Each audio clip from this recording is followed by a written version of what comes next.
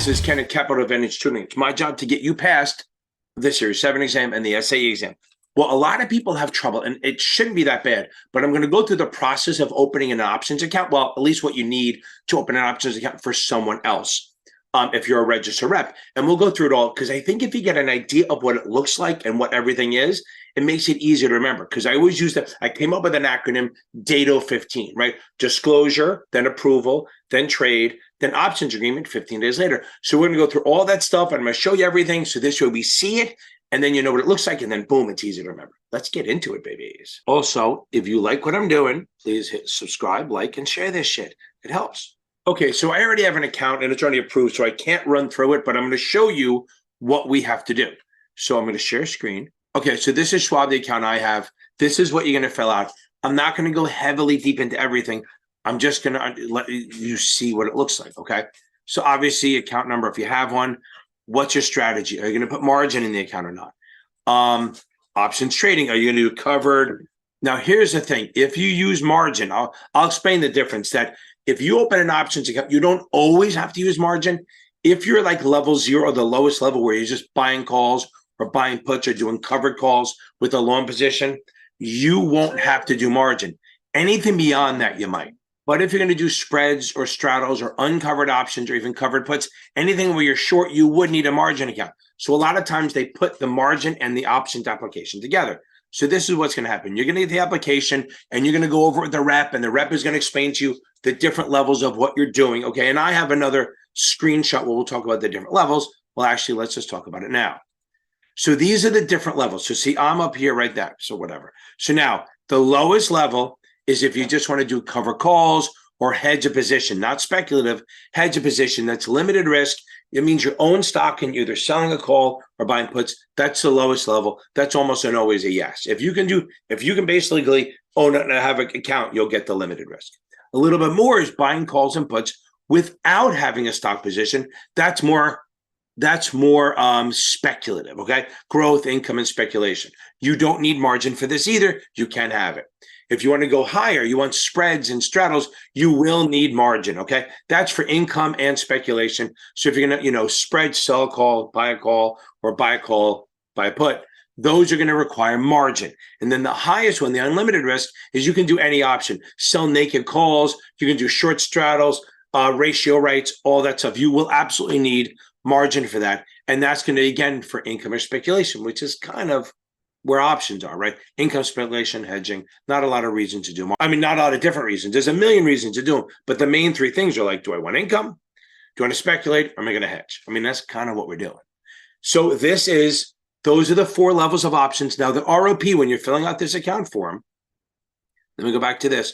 The ROP, as you're filling out the account form, we'll take a look at this, okay? Look, there's butterflies, all the different types. So now you're going to talk about your background, what your education, not your education so much, but what you're doing, what your investment experience or history is, where you get your money, is it your account or not, all this stuff, number of years trading options, number of trades per year. Like you say, I've been trading options for 20 years, but you do 1 trade a year. That's not the same as someone who's been trading for 2 years and does like 30 trades a month. So big difference. They're going to look at that. They want to know your level. And the ROP is going to look at this and hopefully talk to you at some point and get an idea. Like, I know that Merrill Lynch years ago used to give you a little test, like a 20-question test. And that's how you would find out what level, and it got increasingly harder. The better you did on it, the more risky options you can do. They want to know all this stuff. Again, this is all normal stuff with opening in an options account, but it's the background stuff that determines whether what the ROP is going to do for you. Now, here again, these are all the acceptances agreements. You have to sign it and stuff like that. So now we're going to go down here. Did I miss a signature already? Probably. Okay, so we did. So now up here, you're going to sign this puppy. Okay, this up here is going to say stuff like, I got the options agreement. I'm returning it. I got the risk disclosure doc. You're going to fill this out. And remember, the disclosure doc, the D of my DATO 15 is disclosure, then approval, then trade, then options agreement. Now, and remember, disclosure can be at or before. A lot of firms give it to you when you open the account. They give it, that's disclosure at or before. You'd like to give it ahead of time, but how do you know? I call you up and say, I want to do an options account. We fill out the form. You guys determine what I should do. We work together. Then the RP approves it. And at the same time, I get the risk disclosure doc, which I'll go through. So now, disclosure, approval. Now, you got approved by the registered options principal, the Series 4. Now we look at the OCC disclosure doc. That's this. Characteristics and risks of standardized options. You must get that at or before. Okay. Now, look, you must use the most recent one. So the most recent one is March 2023. You cannot use the one from March 2022. You always have to use the most recent. It makes sense, but you never know they could ask that question.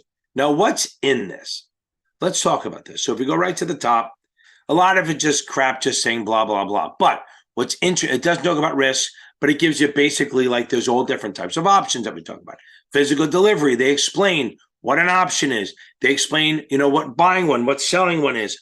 They go with, why do you do them? Why do you not do them? What can you do options on? If you look, you can do, they go through all the different types, whether you can have what a series is, what a type is, all that. They also talk about, here's what it says. You should understand and read this document front to back. So as a rep, you probably should do it too, just so you know what you're sending people, and it won't hurt you on the exam, just in case they ask a crazy question.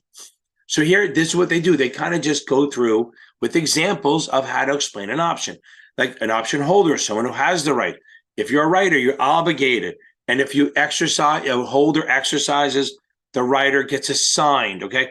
That's definitely on the exam, okay? All this stuff, they go, you understand that you don't get a physical certificate. You just know that you have it. Then they talk about the clearing. They talk about exercise price. They go the risk, different styles of options, American versus European, capped, which has a limit that an exercise once it's a cap price or something. Binary options, all the different types of options, plus their risks, okay? Contract size, they explain everything in detail. I will try to put a link for this in the video so it'll help. But again, this is the option disclosure doc, which you have to get ahead of time. This doesn't have to be signed or anything, but in the agreement, you were going to sign that you got it, and you're going to sign that you agree that you should read it ahead of time. So that's what happens. So now you sign it up, you get approval, then you start trading. You remember, you can trade. Now remember, the options agreement, you actually can take 15 days to return and sign. Now that's FINRA rules. That doesn't mean that the firm goes by that. Firm has house rules.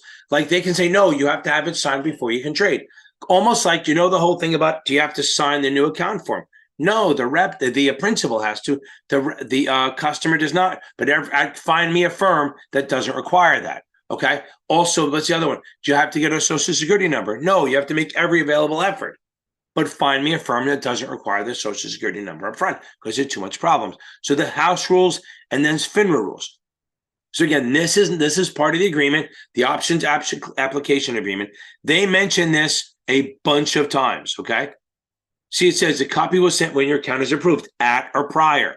They talk about high-level stuff. This is where, this is going to show you where the money goes. This is all part of the agreement. Then down here, it says more. It explains like between what a spread and how much you have to put down and what your equity requirements are. All this is in the agreement. And again, it says, you agree that you're going to, where is it? Bottom right, you agree that you're expected to read the booklet, the ODD booklet, risk before you start trading, okay? This thing over here, it's just explaining that uncovered options have a lot of risk. They have unlimited risk. They can take your money. They can sell other things to pay that, okay? They want to make sure you understand this, okay? That's what this is all about. The OCC, again, when we approve your account, we're going to send the OCC. We expect you to read it first, okay? This is, they represent the information is accurate. So about 15 years ago, one of my friends was trying to open an account at Merrill Lynch, and that's why I know they have a quiz. And he said they gave him a quiz, and he's like, I can't do this shit. So he had me do it. And just because I've been doing it, I got 19 out of 20 right. The last one was like some butterfly crazy. So I filled it out. He handed it in as if its own.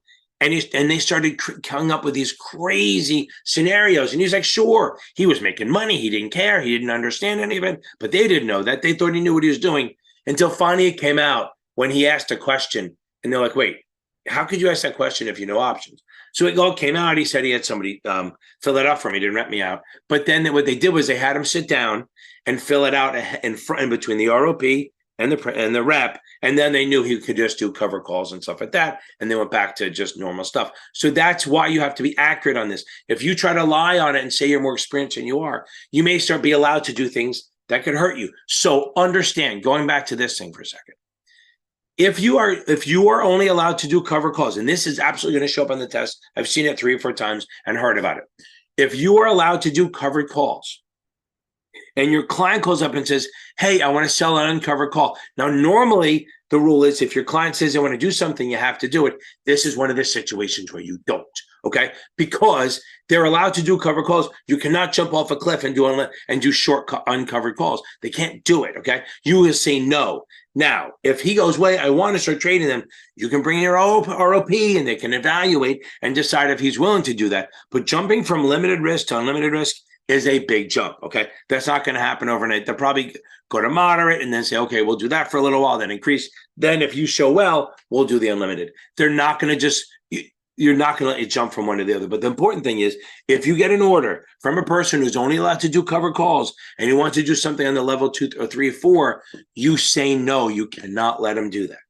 Okay, so this is all the options agreement. I just think getting to see it versus just reading about it is a lot better for your to learn and to remember things, because I don't like words. I mean, I like words. I spit them and ramble and puke words all day long, but I like things. I like things more than I like. Whenever I say I like big butts, and I cannot lie.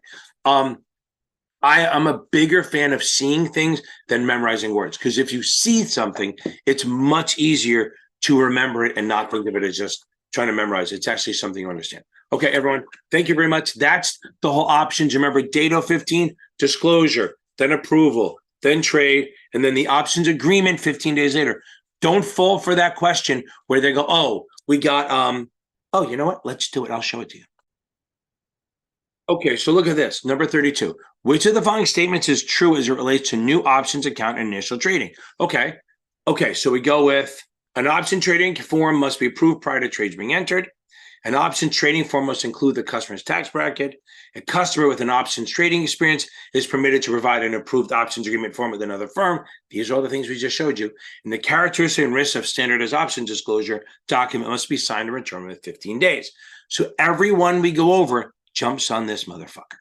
Okay, they always jump on this one. That's wrong. It's the options agreement is 15 days later, not the disclosure doc. The disclosure doc is not what happens 15 days later. It is the options agreement. So the answer here, the options trading form, which we just filled out, which I just showed you, has to be filled out prior to the trades being entered. Okay, here's another one. Prior to accepting and opening an options account, a registered rep must ensure that the firm registered options principal has orally approved the account for options trading.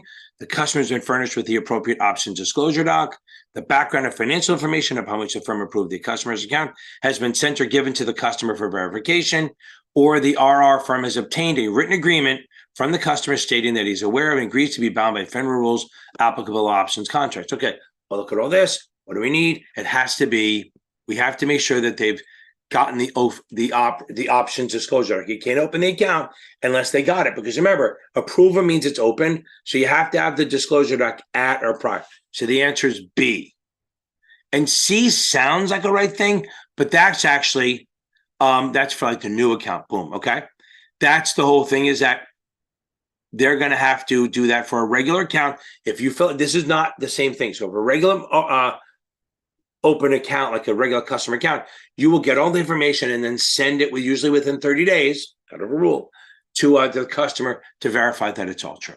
So that's that. That should help you a little bit. 2 little bonus questions. I didn't think I was going to put them on there, but I got inspired. Guys, check me out every Tuesday and Thursday night on the original, every Tuesday and Thursday night on YouTube, 8:30 p.m. live Q&A. It's a real shit show. Come on and join us in. I will see you next week, and enjoy this. Wash your hands.